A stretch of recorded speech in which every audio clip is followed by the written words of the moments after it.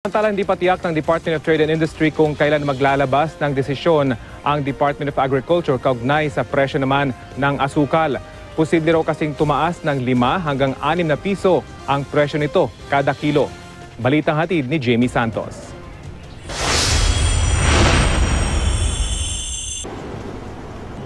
Sa tindi ng init ng panahon, kanya-kanyang paraan ng ilan para mapreskuhan. Kabilang diyan ang pagtangkilik sa iba't ibang inumin tulad ng sa malamig. Minsan nakakatatlo, 4. Ang nakakatulong po talaga sa sobrang gumiginhawa. Nare-replace yung pinawis mo. Happy syempre ang nagtitinda dahil sa mas mataas na kita. Pero may babala ngayon ng DTI. Posible raw maging 55 pesos ang kilo ng asukal na pangunahin pa namang sangkap ng kanilang paninda. 50 pesos ang kasalukuyan nitong suggested retail price, bagamat may ilan na raw nagbebenta ngayon pa lang ng refined sugar sa halagang 56 pesos per kilo. Ang implementing agency ng SRP ng sugar being agricultural product is ang Department of Agriculture.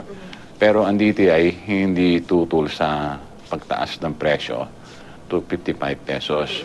Hindi pa tiyak ng DTI kung kailan maglalabas ng desisyon ng DA. Pero tiyak, apektado na si JR dahil umaabot sa 20 kilo ang asukal nilang nagagamit sa malamig.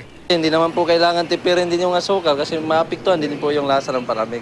Apektado rin ang mga bakery dahil gumagamit ng asukal sa mga tinapay. Sobrang importante kasi pag walang asukal, wala namang lasa yung tinapay. Babawasan na yung tinapay. Paano po ba? Nilehatan po yung size. Jamie Santos, GMA News.